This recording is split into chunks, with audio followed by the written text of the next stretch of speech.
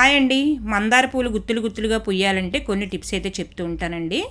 ఒక bucket water తీసుకొని అందులో హాఫ్ వాటర్ వేసుకొని 2 గుప్పెళ్ళు ఆనియన్ పీల్స్ని అయితే వేసుకొని ఓవర్ నైట్ అయితే సోక్ చేసుకోవాలి. ఇందులోకి 1 టీ స్పూన్ టీ పొడి, 1 టీ స్పూన్ కాఫీ పొడి ఫ్రెష్ది అయితే ఉండాలండి.